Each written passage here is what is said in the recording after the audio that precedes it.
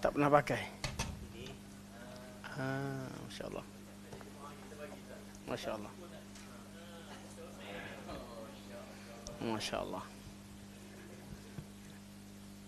Makin hari makin baik. Okay, insya Allah.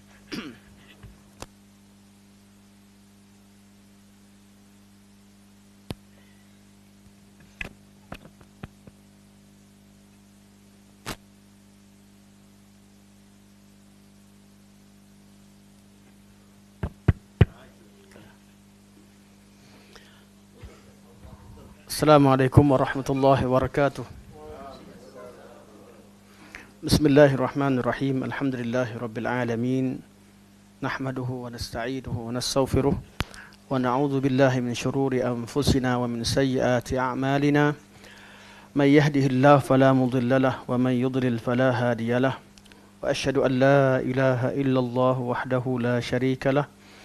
وأشهد أن محمدا عبده ورسوله اللهم صل وسلم وبارك على سيدنا محمد وعلى آله وصحبه وبارك وسلم أما بعد فإن أصدق الحديث كتاب الله وخير الهدي هدي محمد صلى الله عليه وسلم وشر الأمور محدثاتها وكل محدثة بدعة وكل بدعة ضلالة وكل ضلالة في النار ثم أما بعد.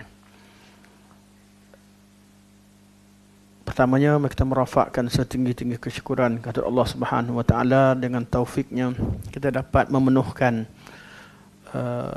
ruang masa kita pada malam ini dalam salah satu daripada ibadah, iaitu ibadah menuntut ilmu.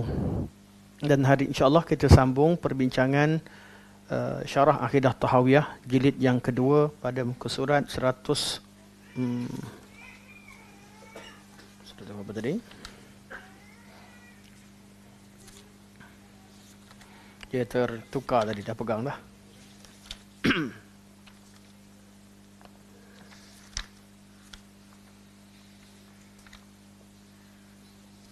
Seratus 184. Barakallahu fiik. Pada buku surat 184 jilid yang kedua, iaitu dalam mensyarahkan matan Abi Ja'far At-Tahawi rahimahullah. Telah berkata al-Imam Abu Ja'far At-Tahawi, wa nara salata khalfa kulli barrin wa fajirin min ahli al-qiblah wa ala man mata minhum. Dan kami berpandangan bahawa harus salat di belakang tiap-tiap orang yang baik ataupun yang jahat di kalangan orang Islam, dan juga harus salat ke atas mereka. Perbincangan ini telah membawa kita kepada beberapa tajuk kecil. Pertama, hukum salat terhadap orang ahli maksiat. Kemudian hukum salat ke atas ahli bid'ah, salat di belakang ahli bid'ah. Kemudian hukum salat di belakang masturul hal, itu orang yang tak diketahui keadaan dia, tak dikenali. Kita masuk RNR, nampak orang salat, tak tahu siapa dia di depan kita. Kemudian hukum salat di belakang seorang yang mubtadi', kita dah sebut tadi, tapi dikhususkan tajuk mubtadi' dan fasiq. Kemudian perbincangan tentang solat di belakang imam yang zalim. Kemudian kita masuk dalam bab hukum orang yang meninggalkan jemaah dan Jumaah dengan alasan tak nak solat di belakang ahli bid'ah. Kemudian kita bincangkan tentang hukum seseorang yang solat di belakang imam yang lupa. Dan hari ini kita balik semula pada tajuk imam solat ataupun imam mengimamkan solat dan melakukan beberapa perkara yang menyelisihi pandangan makmum. Kita solat, imam lakukan sesuatu yang berbeza dengan pandangan kita. Seperti apabila imam tidak membaca bismillah. Satu, baca sir. Sir tu qaul dah. Tapi kalau tak baca langsung, memang imam tak baca. Ustaz, Allahu Akbar, Bismillah pula. Allahu Akbar, Alhamdulillahirabbil alamin. Kita tak mungkin dibaca Bismillah ni. Apa hukumnya? Okay. Sebelum tu, sah tak sah? Pendapat Imam Baitul Salam, Imam Baitul Salam, sah tak sah? Tak baca langsung, bukan baca perlahan. Baca perlahan, mazhab Hambali dengan mazhab Syafi'i kita bincang. Yang tak baca langsung, kenapa sah? Ya? Dalam Sahih Muslim ada apa tu? Nas tentang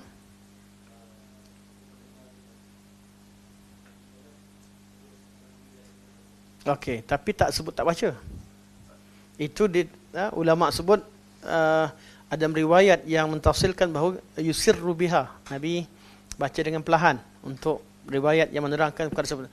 Yang ni kalau memang betul tak baca, sah. Sebab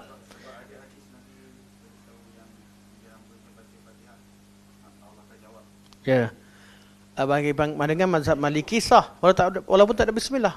Maliki ya, tak baca bismillah langsung pun sah, sebab memang Malikiyah berpandangan surah Fatihah itu bermula dengan Alhamdulillahirabbil alamin.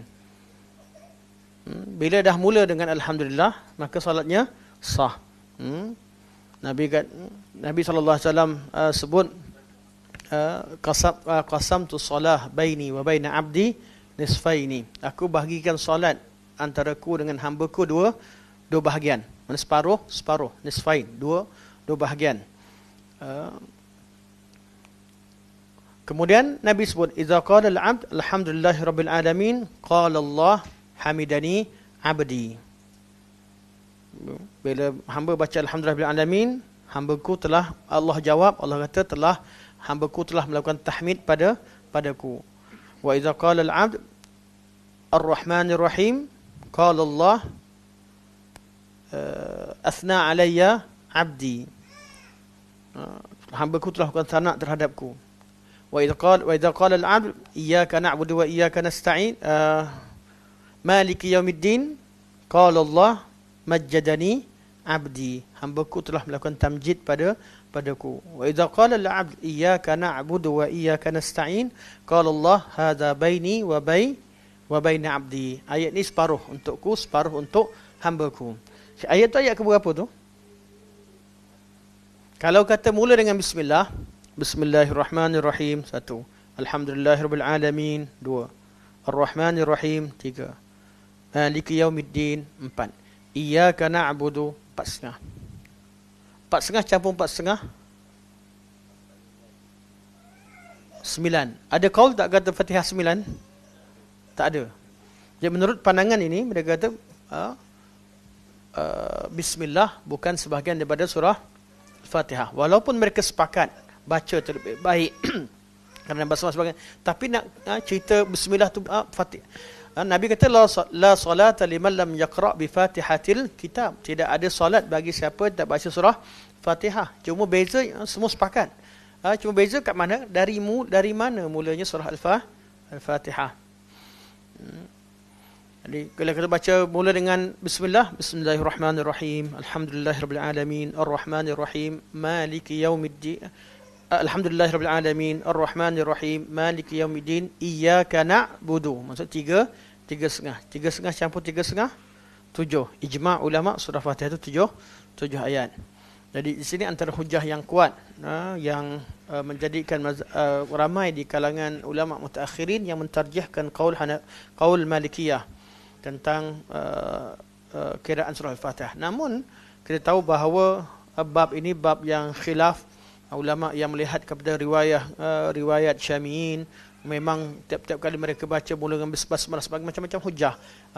Okey, yang pentingnya imam sekarang dia tak baca Fatihah. Makmum kata kalau tak baca Fatihah solat dia tak sah, sebab makmum di bermazhab jumhur, mazhab Syafi'i contoh. Bismillah sebagai Fatihah. Tinggalkan satu ayat, apa hukumnya? Rukun tak sah. Rukun tak cukup rukun. Okey, imam tu kat depan, tak baca bismillah. Yang baca perlahan tak masalah lah. Yang maksudnya mazhab Syafi'i bukan sah. Tapi yang tak baca langsung. Okey, jadi hukumnya, apakah hukum imam buat sesuatu yang dianggap sebagai batal oleh makmum? Ini yang kita bincangkan. Ataupun imam digaru tempat yang kita kata batal kalau dipegang. Tadi dia garu. Kan? Rasa macam, betul jadi imam. Macam makmum rasa macam tak selesa, tak sah, batal. Atau datang tadi dia bawa isteri dia. Dia pegang tangan isteri dia, hantar sampai tempat perempuan. Bayang, kan? Hantar perempuan. Terus jadi imam. Yang kita kata, tak ada wuduk, tak ada apa, batal. Dan juga perkara ataupun sebaliknya. Ini yang kita bincangkan. Okey. Kita tengok apa yang ditulis oleh Syekh rahimahullah. Sudah tentunya masalah ini kalau buka kitab fiqh lebih luas. Cuba kita terhad pada apa yang Syekh sebut. Apa yang Syekh sebut. Kata Syekh, okay, sebelum tu kita bincang tentang hakim. Sebelum kita masuk pada yang bawah.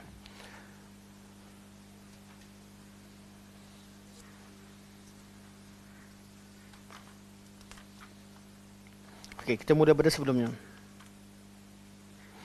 Nas-nas Al-Quran dan As-Sunnah dan ijma' salaf ummah telah menunjukkan bahawa ulil amri, imam salat, hakim, pemimpin perang dan amil zakat dipatuhi dalam masalah ijtihad dan mereka tidak wajib mengikut pengikutnya dalam masalah ijtihad.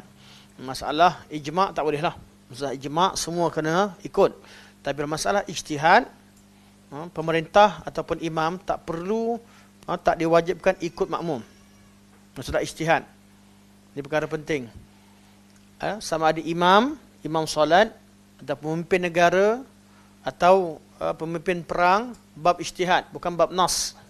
Bab ijtihad, mereka tak wajib ikut pemimpin, tak wajib ikut rakyat. Meraihkan sebagai yang sunat, kita cerita itulah terbaik. Tapi mereka tidak wajib. Terutamanya bila rakyat ada pelbagai pandangan. Pemimpin dia ijtihad. Dia takkan, kenapa? Sebab pemimpin takkan mampu memenuhi kehendak semua rakyat. Pemimpin takkan mampu memenuhi, seorang imam takkan mampu buat sesuatu.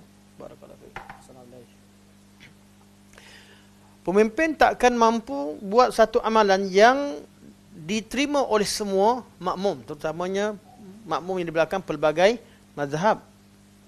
Jadi seorang imam, seorang pemimpin perang, seorang qadi, dia hendaklah mengamalkan sesuatu menurut ijtihadnya.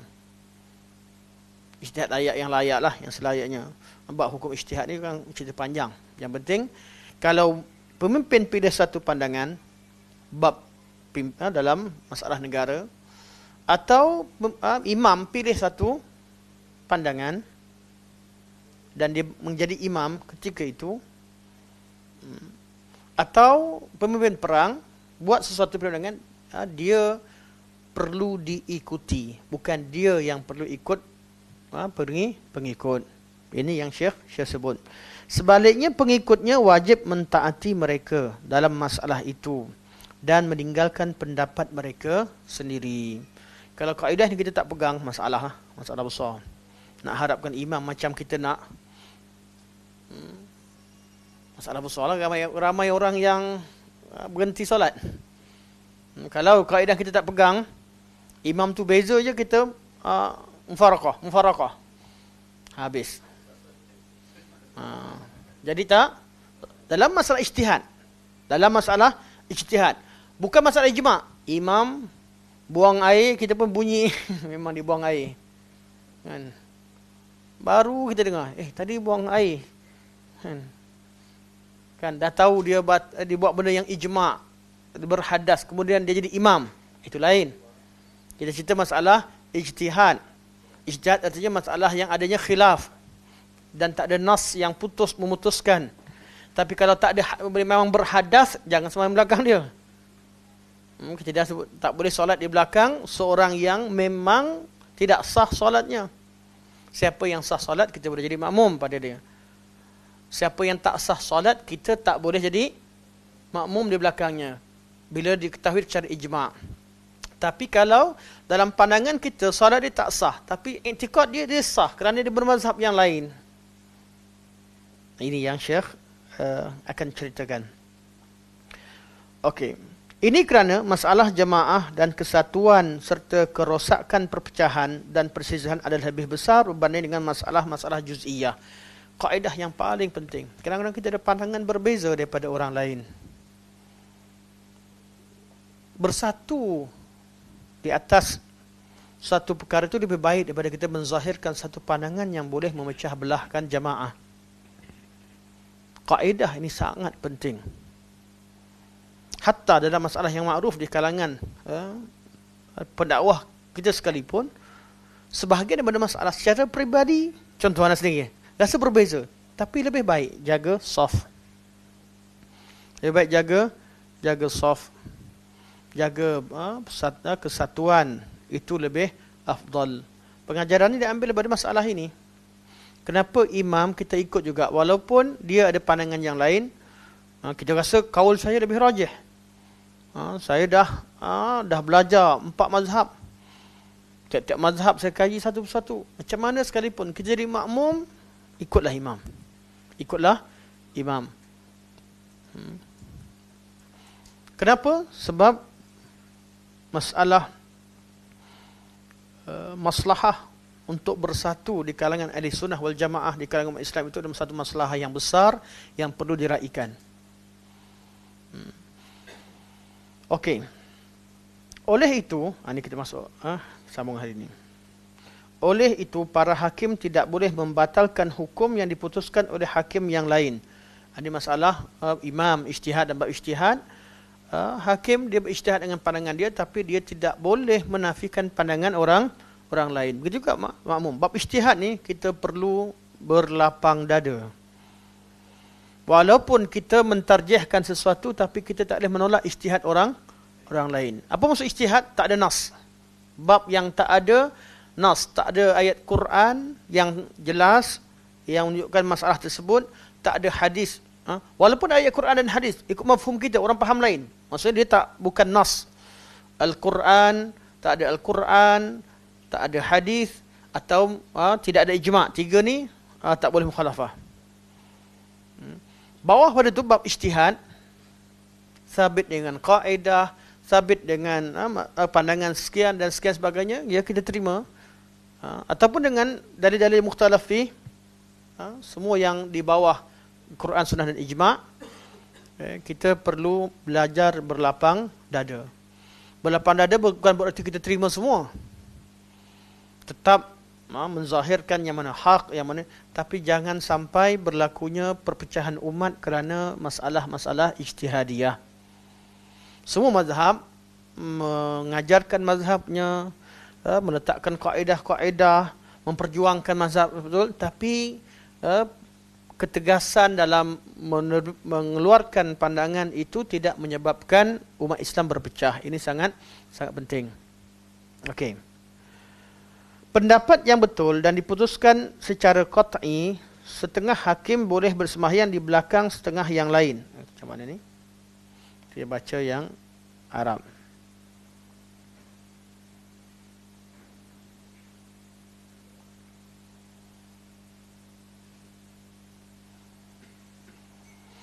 Wasawabul maqtu'u bihi sihhatu salati ba'di haula'i khalfa ba'din. Wassawab. Ini ada kesilapan sedikit dalam terjemahan. Okey, antum boleh betulkan.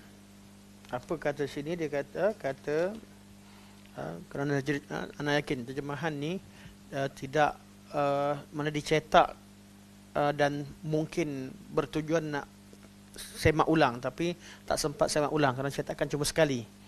Kalau edisi kedua confirm dah, saya yakin lebih baik. Kerana cetakan pertama kemudian tak ada edisi kedua. Jadi dia sampai ke situ, maka adalah beberapa perkara yang tak dapat dibetulkan oleh penulis sendiri atau penterjemah sendiri. Okey. Dia kata pendapat yang betul dan diputuskan secara qat'i, okey betul, mana kat situ tak ada masalah, iaitu wasawabul maqtu'u bihi, okey, sihhatu salati ba'dhi haula'i khalfa ba'din. Okey. Setengah hakim boleh bersembahyang di belakang setengah yang lain. Boleh makna, tapi kalau yang pendapat yang betul, okay, tiap-tiap imam, tak boleh betul juga hakim, tak salah pun. Kalau baca betul-betul tak salah pun. Tiap-tiap imam atau pemerintah yang berbeza pandangan dan mazhab, sah solat di belakang antara satu sama lain. Ini bukan cerita Arab Saudi. Ini cerita Ibn Abil Is sebelum ada Arab Saudi. Bila Arab Saudi pecahkan mihrab, robohkan mihrab 4 mazhab, satukan imam, ini yang dibawakan. Kerana masalah ini dah dibincangkan sebelumnya. Sebelumnya. Kenapa adanya 4 mihrab, kerana tiap mazhab melihat ada pandangan masing-masing tentang bab batal wuduk dan sebagainya yang berbeza antara satu mazhab dengan mazhab yang lain. Masalah yang ijma' tak ada masalah. Masalah buang air, masalah kentut, masalah yang ijma'. Tapi masalah yang khilaf, seperti sentuh isteri atau sentuh perempuan, masalah sentuh kemaluan, mazhab Syafi'i kata batal, Hanafi kata tak batal. Sentuh tangan pula mazhab Syafi'i kata batal, mazhab lain kata tak batal. Masalah hidung hidung berdarah, jumhur kata tak batal. Tapi kalau keluar banyak sangat, Hambali kata perlu tengok banyak sangat keluar atau luka yang banyak sangat, batal. Hanafi kata asalkan keluar darah, batal. Ini masalah-masalah yang ru'af dan sebagainya, ru'af, qalas dan macam-macam lah yang kita belajar dalam kitab fiqh tu. Masalah-masalah begini perlu diraikan. Okey, diriwayatkan daripada Abu Yusuf. Siapa Abu Yusuf? Ya? Betul, guru Imam Syafi'i. Anak murid siapa? Anak murid Abu Hanifah. Anak murid utama Abu Hanifah. Dan kenapa banyak pendapat Abu Yusuf yang dinukilkan? Memang matan akidah Tahawiyah menukilkan akidah Imam Abu Hanifah dan Imam Muhammad dan juga Abu Yusuf yang disebutkan dalam Muqaddimah. Sebab tu tokoh-tokoh ini sering disebutkan. Okey. Diriwayatkan daripada Abu Yusuf, apabila beliau menunaikan haji bersama Harun Ar-Rashid, itu khalifah ketika itu, lalu khalifah berbekam. Ini bekam ni, keluarkan darah. Khalifah bekam zaman dulu ada macam-macam cara lah. Yang paling terkenal al-fasdu, macam cara sedut darah. Fasdu sebagai pada bekam sebagai fasdu atau fasdu sebagai pada bekam. Cuma fasdu ni banyak air keluar, banyak darah keluar berbanding dengan bekam. Tapi bekam dan fasdu adalah satu kaedah yang sama. Berbeza, adalah berbeza, tapi keluarkan darah yang dikatakan kotor. Itu dia disebutkan bahawa darah-darah yang kotor yang membawa kotoran badan ke otak atau ke jantung untuk dibersihkan. Untuk ringankan kerja jantung, keluarkan darah ini. Ini disebutkan Ibnu Qayyim ramailah. Mana darah-darah kita ni, darah kita kadang-kadang ada darah, ada jantung kita ada dah siap proses darah bersih yang keluar. Yang bawa pergi darah kotor. Jadi darah kotor ini kaedah malah kebanyakan ulama berpandangan bahawa berbekam itu adalah sunnah. Maksudnya berubat dengan bekam adalah dapat pahala. Kerana ikut sunnah Nabi SAW. Okey. Walaupun kata bab dunia ni tak ada nas, ada bab Nabi suka berbekam, Nabi suka dengan bekam. Bila Nabi sebut suka tu ada ulama khilaf. Tapi kita raikan pada bab ni, bab perlu kita faham, dan ana pun bersama dengan qaul yang kata dia sunat. Kerana berbekam. Okey. Jadi fasdu sama juga. Fasdu pun sama. Keluarkan darah yang yang kotor, itu darah yang dihantar ke jantung untuk dibersihkan. Jantung dah bersihkan, sebab tu kalau buat fasdu ni kena tengok darah mana, darah urat mana bawa ke jantung, urat mana yang keluar dari jantung. Jangan keluarkan darah salah tempat. Darah yang bersih dikeluarkan, mati orang tu. Tak kena. Darah. Jadi itu ahlinya lah, ahlinya mengetahuinya. Okey. Yang penting darah keluar. Mazhab Abu Hanifah, Abu Yusuf kata darah yang banyak, darah itu keluar darah, sama ada darah hidung atau darah luka yang banyak, luka atau darah kudis dan sebagainya, keluar, batal. Imam Malik takkan batal. Darah tak masuk dalam bab membatalkan wuduk. Begitu juga Imam Syafi'i. Imam Syafi'i, Malik sama. Imam Ahmad tengah-tengah. Sikit tak apa, banyak batal. Okey. Kita tahu qaul. Yang berlaku Abu Yusuf. Abu Yusuf sudah pasti tokoh mazhab Abu Hanifah. Datang solat belakang Harun Ar-Rashid. Harun Ar-Rashid bekam. Beliau berbekam. Okey. Lalu khalifah berbekam. Malik, itu Imam Malik. Ini sezaman Imam Malik. Memberikan fatwa bahawa dia tidak payah berwuduk dan boleh bersembahyang. Khalifah akan tanyalah. Datang haji dan di Madinah Al-Munawwarah ada Imam Malik. Akan tanya fatwa Imam Malik. Ni meraihkan ulama setempat itu penting. Ada imam-imam besar yang lain. Tapi ketika itu datang di Madinah, ahli Madinah minta fatwa pada ulama ahli sunnah setempat. Ini satu perkara yang penting. Menghormati ulama tempatan, ulama setempat yang diketahui keilmuannya. Imam Malik ditanya, Imam Malik kata tak batal. Tidak batal. Dia tak batal, anak buah dia kata, Jadi anak buah tanya pada Abu Yusuf, anak-anak murid. Abu Yusuf duduk ngajar dulu kat kelas-kelas, kata batal. Sampai datang kita buat haji, Imam Malik kata tak batal. Ini mazhab lain ni. Tanya, wahai tuan guru, macam mana ni? Abu Yusuf ditanya, adakah engkau bersembahyang di belakangnya? Tak payah tanya pendapat, confirm lah. Anak murid tahu dah pendapat dia kata batal. Jadi kita nak solat belakang dia ke? Ini Abu Yusuf menjawab, Subhanallah, Maha suci Allah, dia adalah Amirul Mukminin.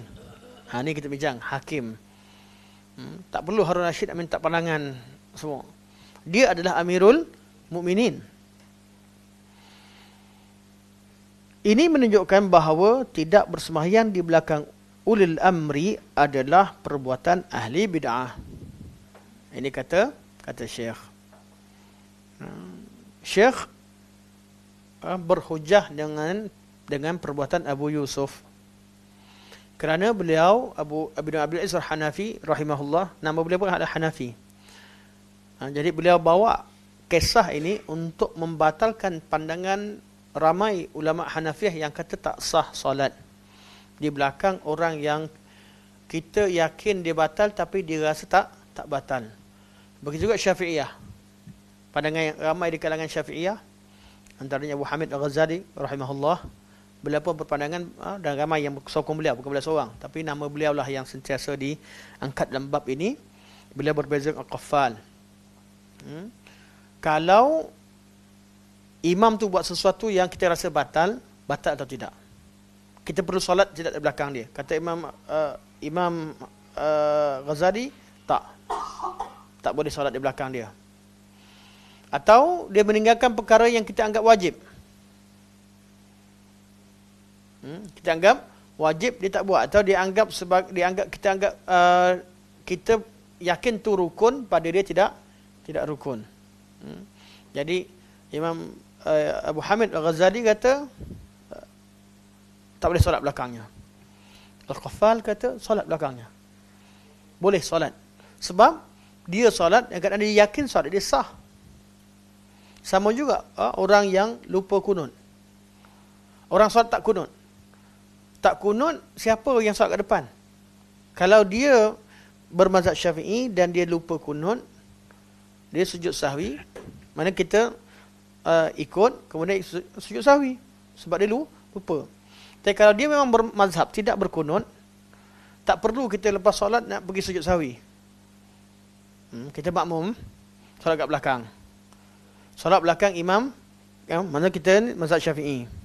Depan pun imam kita mazhab Syafi'i yang mengatakan kunut itu sunat ab'ad, sunat muakkad yang dalam solat panggil ab'ad lah.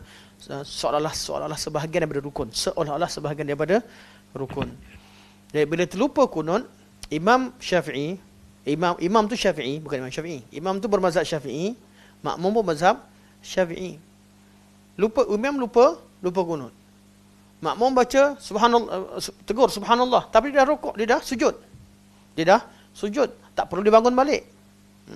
Makmum pun ikut. Selesai solat, kalau imam dia sujud sahwi, kita sujud sahwi. Tapi kalau cerita imam tak sujud sahwi, kita tahu dia tak perasan ke apa sebagainya, atau dia terlupa, dah lah lupa kunut, lupa pula sujud sahwi. Jadi tak? Jadi, anda pernah solat di seorang imam, dua keadaan terjadi yang makmum jadi bingung. Pertama, dia lupa kunut, kemudian dia lupa sujud sahwi. Jadi makmum kat belakang ni goyang. Sebab apa? Dia kenal imam ni selalu baca kunut, dan dia memang pertahankan ada kunut. Jadi keadaan begitu, yang berbahasa Syafi'i, lepas selesai solat, makmum boleh sujud sahwi. Dia tinggalkan kunut kerana ikut imam, dan imam tu sebenarnya lupa.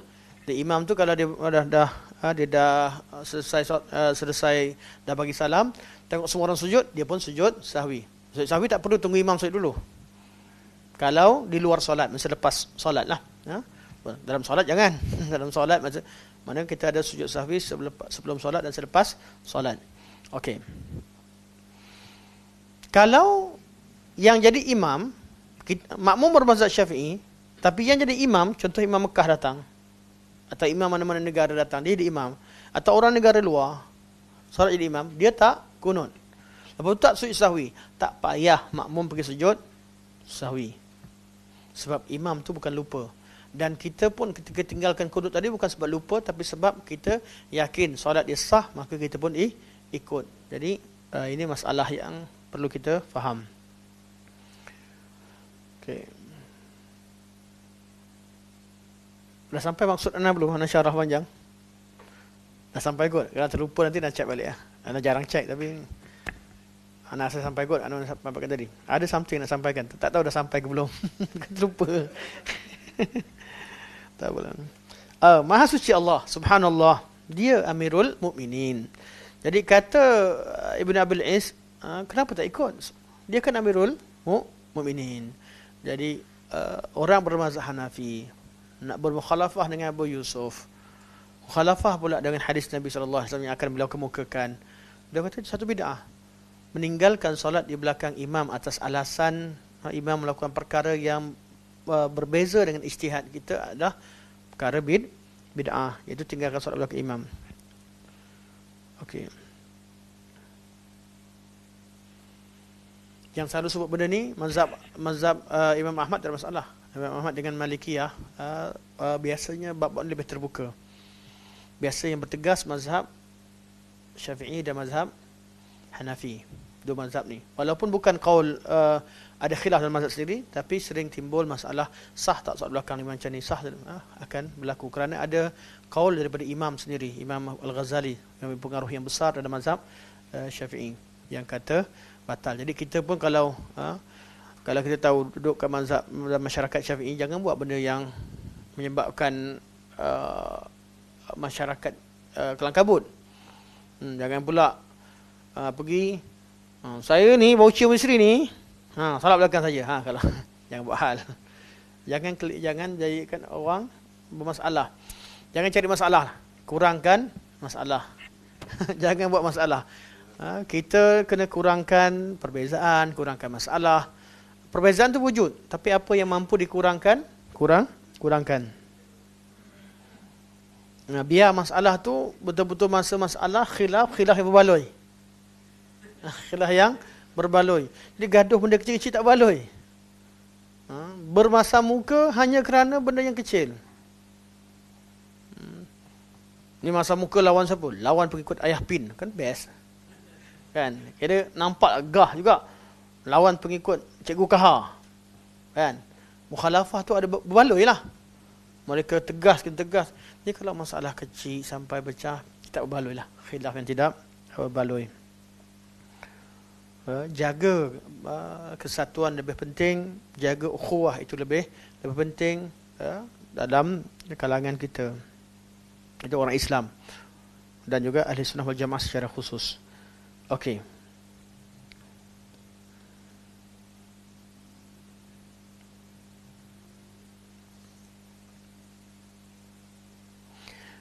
Dan hadis Abu Hurairah, kalau hadis anda akan rujuk kepada teks asal, kerana seperti mana sebut, kalau mana-mana kalau antum yang minat dengan penterjemahan, jangan terjemahkan hadis tanpa letakkan teks. Hatta panduan KDN sekalipun itu yang ditegaskan. Kalau ada hadis perlu datangkan dengan teks. Berkemungkinan terjemahan salah atau terjemahan mengambil pandangan satu pihak. Meletakkan teks itu lebih baik. Sama ada Quran ataupun hadis. Kecuali kalau dalam surat khabar. Kalau surat khabar akan dijadikan tempat bungkus nasi lemak. Jadi dia dikhawatiri penulisan teks asal di tempat begini kita ada mazan bahawa dia akan tidak dihormati. Tapi kalau dalam jurnal, dalam buku, kitab dan sebagainya, kita tahu dia akan diletakkan rak buku sebagainya, teksnya kena letakkan teks asal, lebih baik. Okey, satu lagi surat khabar pun susah nak tak teks. Memang pernah jumpa surat khabar ada teks bahasa lain? Jarang, susah.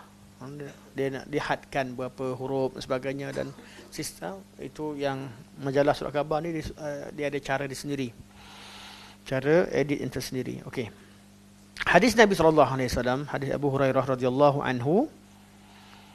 Wa hadithu Abi Hurairah alladhi rawahu al-Bukhari anna Rasulullah sallallahu alaihi wasallam qala yusalluna lakum. Ni hadis ni saya cari minggu lepas ni. Saya kata saya tak hafal, tapi saya tahu ada hadis. Saya pergi cari kat belakang, rupanya tak sampai lagi. Rupanya tak sampai lagi. Rupanya ke depan sikit.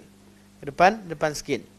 Nabi kata yusalluna lakum fa in asabu falakum wa lahum wa in akhtau falakum wa alaihim.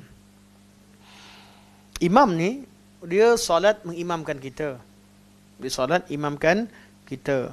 Fa in asabu, kalau imam ni betul, mana dia buat benda betul, solat dia sah, dan betul lah ijtihad dia betul. Dia bermazhab, katalah dia bermazhab Syafi'i, makmum mazhab Hambali, atau dia bermazhab Hambali. Kalau ijtihad dia betul, kita ikut dia, apa terjadi? Fa in asabu falakum walahum, maka dapat pahala bagi dia dan makmum pun dapat pahala. Katalah mazhab Hanafi kata tak ada amin. Kan? Imam baca ghairil maghdubi alaihim waladdallin. Hanafi tak baca, tapi imam baca amin. Dia baca amin, yang lain amin, ramai amin. Okey. Ataupun mazhab Maliki kata tak ada bismillah. Ataupun imam tak baca bismillah. Kemudian imam baca bismillahirrahmanirrahim. Okey. Imam berijtihad baca bismillah. Kalau bismillah ini merupakan qaul yang rajih di sisi Allah Subhanahu wa taala, maknanya pendapat yang sesuatu yang betul di sisi Allah, hukum syarak. Kita tak tahu sekarang ni khilaf. Antara khilaf ni ada yang betul. Kalau ijtihad imam tu betul, maka orang imam tu dan makmum dua-dua dapat pahala. Dua-dua dapat pahala. Wa in akhtau, kalau imam tu ijtihad dia salah. Ijtihad dia salah. Mungkin tak baca basmalah atau baca basmalah atau masalah-masalah tadilah. Kalau dia salah, falakum wa alaihim. Kamu ikut dapat pahala, ikut. Kalau dia buat salah, itu dia tanggung. Dia tanggung. Jadi hadis ini Hadis ini kita tengok. Hadis ini merupakan nas sharih yang menunjukkan bahawa apabila imam melakukan kesalahan, maka kesalahan itu menjadi dosa ke atasnya dan bukan ke atas makmum. Ijtihad itu tak dosa lah, bab ijtihad tadi. Tapi kalau walaupun imam buat perkara yang memang dosa, memang salah, dosa dia tak ditanggung oleh makmum. Hadis ini juga menjadi dalil kepada pandangan jumhur, terutama mazhab Syafi'i, kata kalau solat belakang imam tu dia tak wuduk, dia terlupa. Atau dia tak wuduk. Memang dia tak wuduk. Dia batal, semua kata batal. Kita solat belakang dia. Habis solat baru kita tahu. Baru kita tahu dia tak wuduk. Perlu tak ulang balik? Memang dia tak wuduk. Memang solat dia tak sah. Kita pun solat belakang dia. Dah habis baru tahu. Kalau tahu awal-awal memang tak ikut lah. Tak boleh ikut. Haram ikut dia. Sebab dia solat dia buat perkara yang membatalkan secara ijma'. Tak sah solat dia secara ijma'. Dia tak cukup syarat. Kalau kita tak tahu solat belakang dia. Atau solat lepas solat selesai, gila rupanya Muhammad ni. Tak ada akal. Dah habis solat, elok pula solat dia hari tu. Lepas solat dia ketawa. Contohnya. Lepas solat dia senyum kat kita. Dia kata, ikut aku gila, dia kata. Contohnya lah, kalau berlaku begitu. Kita dah selesai ke, ataupun kita tahu kemudian, apa hukum solat kita? Sah, menurut pandangan jumhur. Abu Hanifah kata apa? Ulang balik. Kita dah bincangkan sebelum ni. Okey. Jadi kalau masalah memang imam buat perkara yang salah. Contoh dia tak wuduk. Okay. Sini dalil, hadis ini menjadi dalil kepada pandangan jumhur mengatakan bahawa solat makmum sah. Kerana Nabi kata fa in akhtau, kalau dia tersalah atau dia melakukan kesalahan, falakum wa alaihim. Kamu dapat pahala atau sah solat kamu, dan dia tanggung kesalahan dia. Okey. Tidak halal bagi seorang yang beriman kepada Allah Subhanahu wa taala dan hari akhirat menyalahi hadis sharih dan sahih ini setelah dia mengetahuinya. Ini pandangan yang tegas daripada Ibn Abil Is rahimahullah dalam bab bermazhab. Ikut mazhab. Ikut pandangan semua sekali. Tapi kalau ada nas yang sahih dan sharih, kemudian kita mukhalafah dan kekal dalam mazhab yang mukhalafah dengan hadis yang sahih dan sharih. Ikut mazhab maksudnya ikut imam atau ikut kaedah tertentu. Apa kata Imam Ibn Is? Kata beliau, hadis ni, ia menjadi hujah menentang pendapat aliran mazhab Hanafi, Syafi'i dan Hanbali. Ini dalam teks asal tak sebut, penterjemah detailkan pula. Ataupun sebahagian sebenarnya, sebahagian. Anda tengok je teks asal. Sebab anda tahu Ibn Abil Is sejak anda baca kitab ni, beliau takkan sebut secara sharih menentang mana-mana pandangan mazhab. Mesti hanya personal. Itu manhaj syekh. Mana tadi?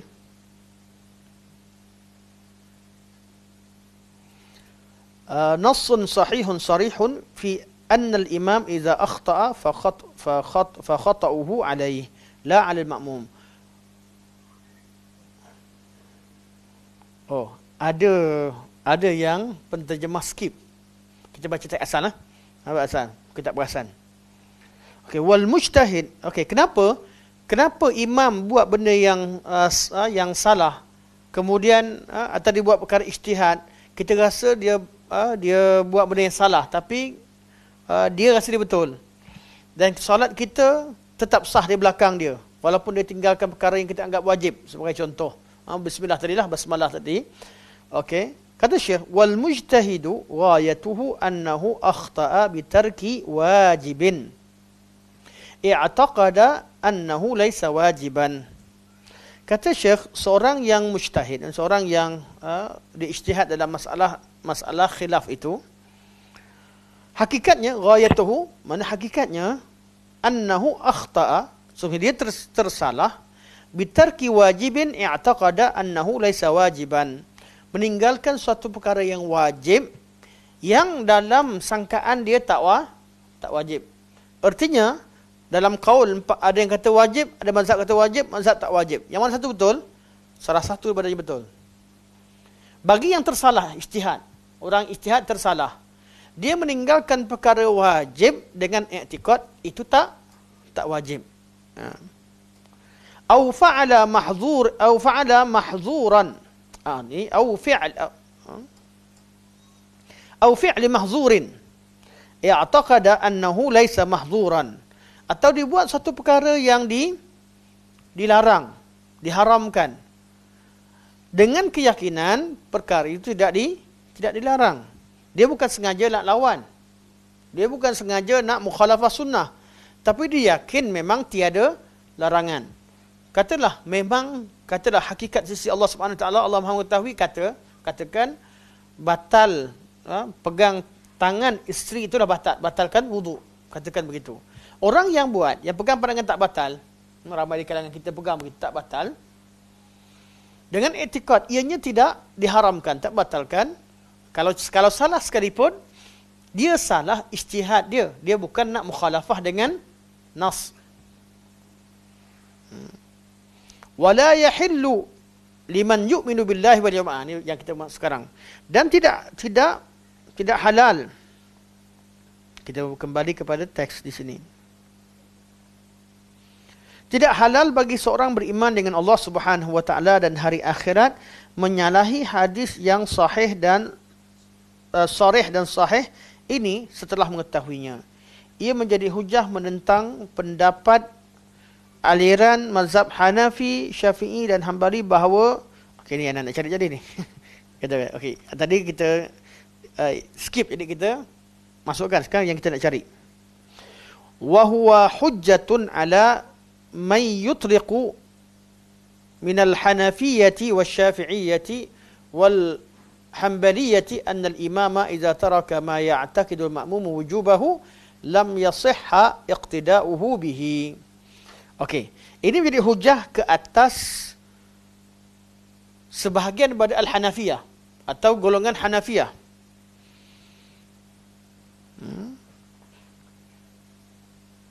Mana bukan Imam Hanafi, tapi Hanafiyah. Wasyafi'iyah. Dan sebenarnya lebih baik minal Hanafiyah. Lebih baik mungkin min ba'd Hanafiyah lebih tepat. Kerana dalam mazhab Syafi'i, dalam Hanafiyah sendiri ada khilaf. Dalam mazhab Syafi'i sendiri ada khilaf. Sebenarnya anda baca dalam bab sifatul imam oleh dalam Rawdah, Rawdah Talibin, oleh Imam Nawawi, bila terangkan secara detail. Jadi dalam mazhab Syafi'i sendiri ada khilaf. Mazhab Hanafi sendiri pun ada khilaf. Apatah lagi Hambali. Memang masalah sudah disebutkan. Okey, jadi menjadi hujah ke atas ulama yang berhujah. Ulama-ulama di kalangan Hanafiyah, Syafi'iyah dan Hambaliyah yang berhujah bahawa imam apabila meninggalkan satu perkara yang makmum anggap ianya wajib, tidak sah solat di belakangnya. Pandangan mereka. Maksud Syekh menegaskan bahawa walaupun mazhab kata begitu, tapi nas yang sahih dan sharih tidak boleh ditinggalkan apabila diketahui nasnya sahih dan maknanya jelas. Ini manhaj yang betul dalam bermazhab. Mazhab yang betul dalam bermazhab. Kita bukan seorang yang mujtahid, tapi ada setengah masalah nasnya sharih. Walaupun kaedah mazhab wujud dan dibincangkan, tapi setengah masalah diketahui dengan jelas bahawa pandangan itu mukhalafah dengan nas yang sahih dan sharih. Untuk pribadi kita pengikut mazhab perlu pegang pada nas yang sahih dan sharih tadi. Isu berlaku penambahan sayyidina dalam azan. Mana ada nas yang kata ada sayyidina zaman Nabi? Sebab tu walaupun wujud kaedah tertentu dalam sebahagian mazhab sebut, mazhab Syafi'i, sabit dengan kaedah yang umum. Contoh, nak gunakan kaedah bahawa at-ta'addub aula min al-imtithal sebagai contoh, yang disebutkan oleh sebahagian mazhab, sebahagian pada mutaakhirin mazhab Syafi'iyah, mazhab Syafi'i. Kita kata kita menghormati pandangan dan kaedah tersebut. Tetapi hasil yang terhasil dalam kaedah itu kalau dipraktikkan dalam lafaz azan, dia mukhalafah. Dalam bab lain kita tak cerita. Bab lain kaedah itu betul tak betul, bab lain. Tapi dalam bab yang bila ditatbikkan kaedah tersebut, dalam masalah yang mukhalafah yang sarih dengan nas yang sahih dan sarih. Nabi, zaman Nabi sampai zaman sekarang tak ada tambah Sayyidina. Kemudian kita nak amalkan, sepatutnya kita tinggalkan pandangan mazhab ketika itu. Ikutlah nas yang sahih dan sarih. Bukan menolak kaedah itu. Kaedah ini memudahkan. Tetapi tidak bererti bila sabit dengan kaedah, kita perlu menolak nas yang sahih dan sarih. Bukan menolak mazhab. Dan kita berijtihad dalam bab-bab yang sahih dan yang hadis yang bertentangan dengan sunnah yang sarih begini, tidak bermakna kita menolak mazhab. Satu kesimpulan yang sangat jauh bila kita menerangkan bahawa perkara ini mukhalafah dengan sunnah, kita perlu beramal dengan sunnah Nabi, kemudian dicop orang yang berpandangan itu tidak bermazhab. Kemudian dibawakan kaul-kaul yang banyak wajib bermazhab, wajib taklid, seolah-olah orang yang menentang dan berbeza pandangan dalam bab yang furuk tadi tidak bermazhab. Ini satu bayangan yang tidak, satu gambaran yang tidak baik. Satu kesimpulan yang dalam berhujah itu dikatakan satu falasi. Orang tak kata pun benda tu. Tak ada siapa yang menolak masalah bermazhab. Dan anak sering tegaskan, antum tahu, belajarlah fiqh melalui mazhab. Belajar betul-betul. Tapi bila jumpa masalah yang betul-betul mukhalafah dengan sunnah. Dan anak selalu buat contoh dari dulu lagi. Penambahan Sayyidina dalam azan. Dan kaedah yang sebut lama. Siapa yang ikuti, kalian tahu. Kita bukan menolak mazhab. Tetapi dalam mempraktikkan sebahagian kaedah mazhab, ada masalah tertentu yang mukhalafah dengan nas yang sahih dan lagi sarih. Begitu juga dalam mazhab Abu Hanifah, yang menganggap bid'ah orang yang membacakan amin. Tapi untuk jaga kemaslahatan satu tempat memang dah diamalkan, satu tempat pergi ke India dan sebagainya, kita jangan pula amin kuat-kuat. Sebab nak jaga kesatuan. Masalah tasjid atau sebut Sayyidina dalam azan, di negara-negara Syafi'iyah sendiri tak diamalkan. Dan kaul itu kaul yang mutaakhirin melalui kaedah yang umum, tidak boleh berlawan dengan nas. Nas pun tak sesuai. Pandangan mazhab pun, pandangan mazhab nak kata muktamad tak muktamad, itu cerita perbincangan, itu istilah mazhab, bukan rajih. Contoh mazhab, pada mazhab ni nak kata muktamad tak muktamad dalam menisbahkan satu kaul pada mazhab, bukan pada sunnah Nabi SAW. Mazhab, kaedah fiqh bermazhab, tahu, ini muktamad dalam mazhab Syafi'iyah, iaitu sihatun nisbah. Betul, ini kaul Syafi'iyah.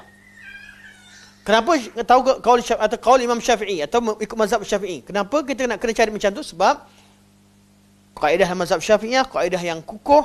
4 mazhab ni dah ada kaedah yang kukuh untuk pertahankan sunnah Nabi SAW. Jadi kita cukup menisbahkan diri kepada mazhab-mazhab yang ma'ruf, selamat.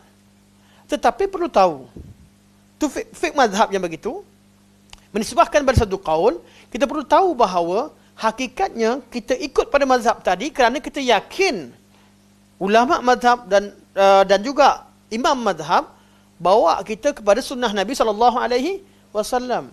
Bila sunnah Nabi terpampang depan mata dan diketahui, hatta ulama mazhab akur bahawa tak ada Sayyidina dalam lafaz azan dan tak diamalkan secara berkurun, jangan kita perkenalkan.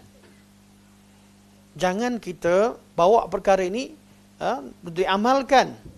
Dia tidak menyelesaikan masalah, tapi bawa masalah.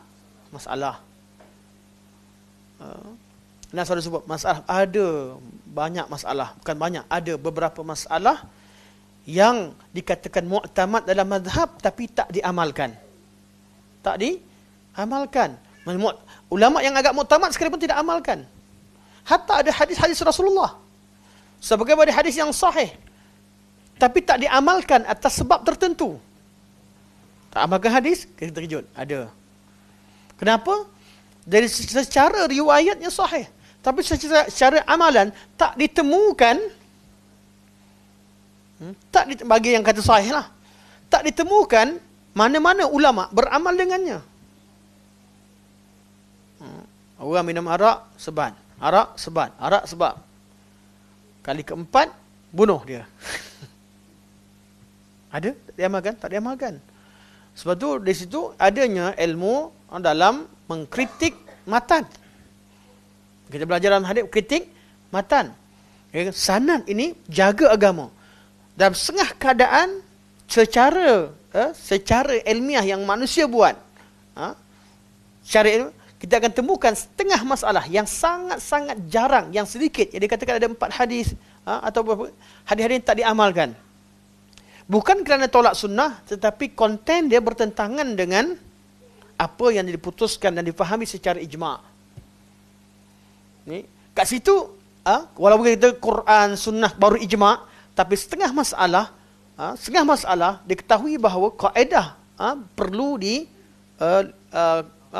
bukan terbalik, tapi perlu difahami.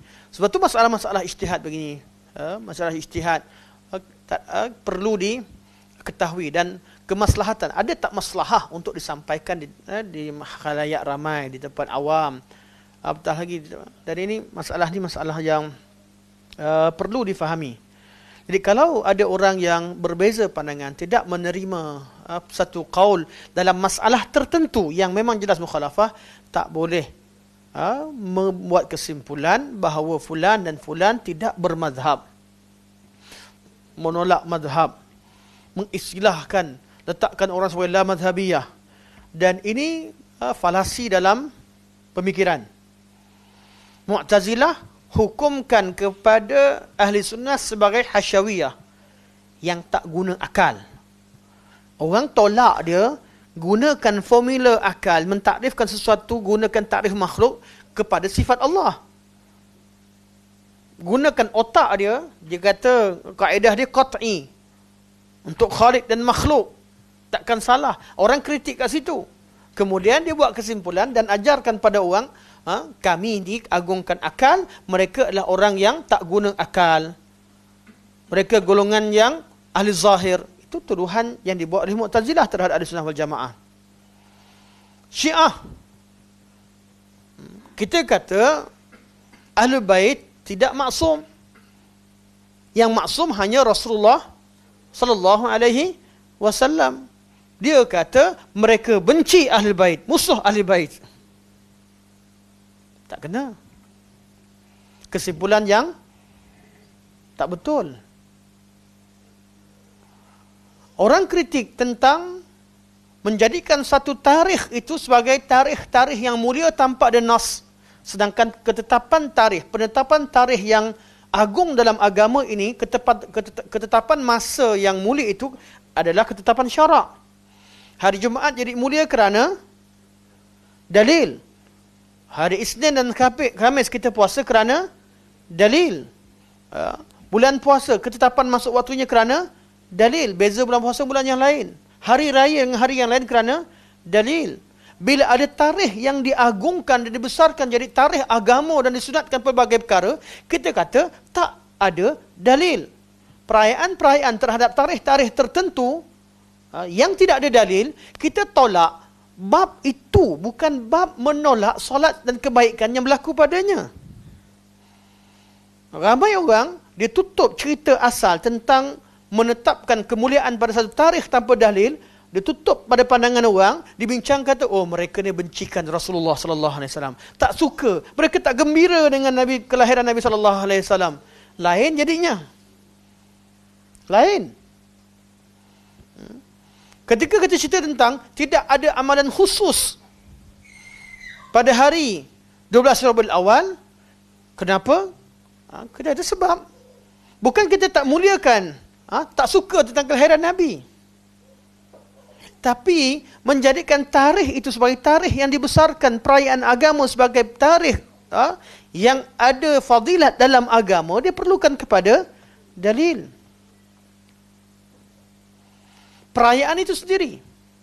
Kita belum cerita tentang bab atur cara majlis. Program. Ada orang, dia buat sambutan satu benda yang memang tak ada dalil atau mukhalafah, ditukar atur cara jadi betul. Mana boleh. Kita belum cerita atur cara. Tajuk atur cara lain.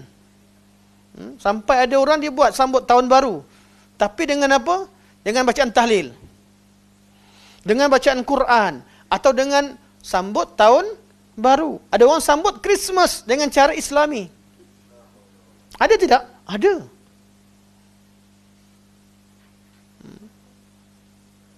Tahun barulah yang selalu membuat. Ustaz, kami ni nak buat, kami nak gunakan surau, nak gunakan masjid, nak gunakan rumah sekian-sekian. Untuk apa? Nak buat malam qiyamul lail. Sebab malam ni banyak orang buat syirik, maka kami nak sujud pada Allah. Tak payah sambut. Menjadikan tarikh itu, mukhalafah. Dengan cara tidak sambut. Solat macam biasa, banyakkan ibadah macam biasa. Jangan kaitkan dengan sambutan dan tarikh tersebut. Kita berbarak daripada perkara tersebut. Jauhi dan jangan samakan. Dah berlaku sebelum ini sambutan maulid menyebabkan perpecahan di kalangan umat. Bila diadakan maulid dalam kalangan umat ini berlaku khilaf. Ada kata boleh, tak boleh. Jangan tambah lagi dengan Christmas. Hari jadi Isa pula. Jangan tambah. Bermula dengan dulu boleh ke tidak? Harus atau tidak mengucapkan Christmas, Merry Christmas kepada orang non-Muslim. Sekarang sampai kepada yang kata wajib ucapkan. Hukum haram berubah jadi wajib. Ini bukan sikit-sikit punya perubahan. Dan membid'ahkan orang yang mengatakan tak boleh mengucapkan selamat dalam perayaan kufur. Dan macam-macam kita nampak pelik. Jadi kita bila kita belajar bab-bab begini, kita perlu tahu masalah ilmiahnya mana. Okay. Orang kata, tapi Ustaz, berkaitan dengan wakil kami ni orang Kristian, untuk personal letakkan tepi dulu.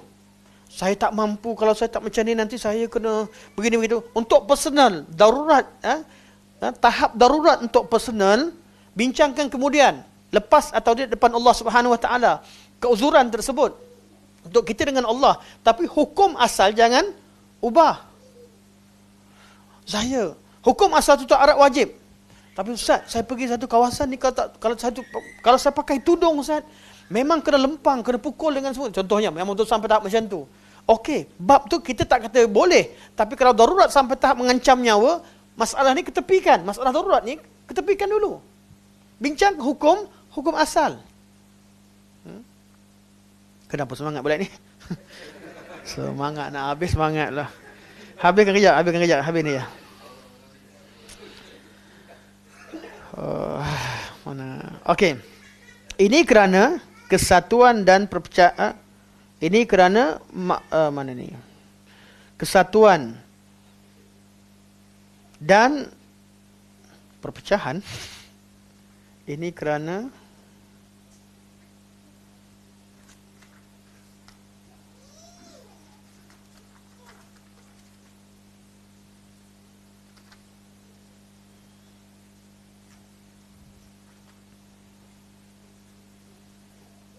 okey, buka surat baru. Penutup. Fa innal ijtima'a wal i'tilaf mimma yajibu ri'ayatuhu wa tarkul khilaf al mufdi ila al fasad. Sesungguhnya kesatuan dan bukan perpecahan tu. I'tilaf ni sama ijtima' lah. Mana bersatu padu. Sesungguhnya kesatuan dan perpaduan. Bolehlah perpecahan tu kepada perpaduan. Ijtima' wal i'tilaf. Kesatuan dan perpaduan. Sesungguhnya kesatuan dan perpaduan adalah perkara yang wajib dijaga. Begitu juga meninggalkan khilaf yang boleh membawa kepada kerosakan. Ini kaedah sangat penting. khilaf-khilaf. Kalau bawa cerita, bawa kepada perpecahan, janganlah. Jangan. Sebab tu memang salah. Kalau ada orang yang bincang tentang kunut khilaf sampai bergaduh. Kunut tak kunut, bincang kat majlis ilmu. Siapa nak buat-buat, tak buat sudah. Tapi kalau tak buat, jadi masalah bergaduh, jangan tak buat. Buatlah.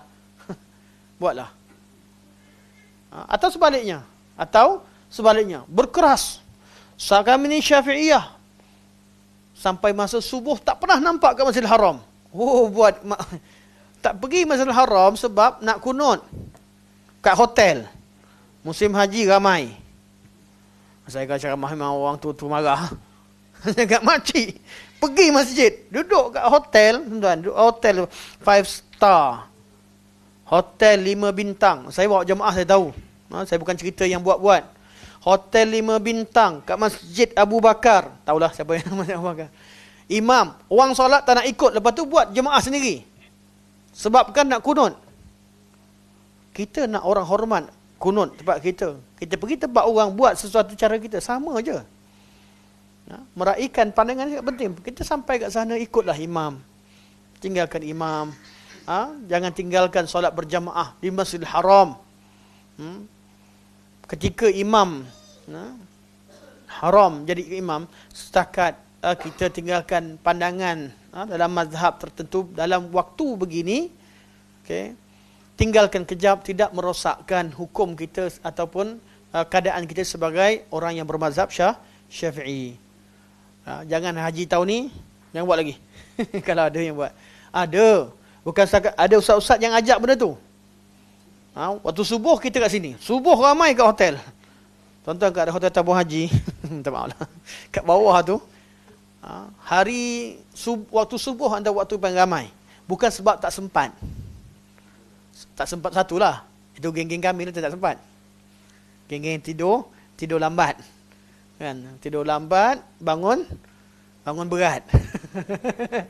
Tidur lambat, bangun berat. Kadang-kadang bertugas dan sebagainya. Sebab tugas lah. Bertugas sebagainya. Jadi kena orang lain tidur dulu baru ni buat kerja waktu. Adalah tugas-tugas.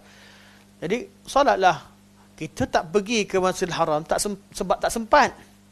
Ada makcik-pakcik yang memang bentang sejak awal untuk waktu subuh. Waktu maghrib isyak pergi, sanggup jalan. Bila tanya-tanya, rupanya subuh tak ada kunut. Jangan buat lagi benda ni. Jangan buat lagi. Ikutlah. Yang mazhab tak kunut, datang solat belakang kunutlah, ikutlah belakang. Kalau tak nak kunut sekalipun, berdirilah, tunggulah imam sampai habis. Dua pandangan tersebut tak masalah. Jangan mendahului imam dan jangan tinggalkan solat berjamaah. Pergi ke Masjidil Haram, jangan tinggalkan solat berjamaah bersama imam, solat bersama imam walaupun imam tak baca bismillah kuat ataupun tak baca kunut. Okey, semoga apa yang kita sampaikan pada hari ini, kita belajar ada kebaikan manfaatnya. Yang baik oleh Allah Subhanahu Wa Taala, yang lemah kurang bersama sini, semoga Allah terima segala kebaikan, ampunkan segala kelemahan. Semoga Allah Subhanahu Wa Taala terima segala amal ibadah kita, bimbing kita di dunia dan akhirat, dan semoga Allah Subhanahu Wa Taala temukan kita semula dalam syurga dan nikmat, dalam syurga dengan penuh nikmat sebagaimana kita pernah bertemu dalam ibadah di dunia ini, insya-Allah. Subhanakallahumma wa bihamdika asyhadu an la ilaha illa anta astaghfiruka wa atubu ilaik. Wa sallallahu alaihi wasallam Muhammad wa ala alihi wa sahbihi wa baraka wa sallam. Walhamdulillahirabbil alamin. Wassalamualaikum warahmatullahi wabarakatuh.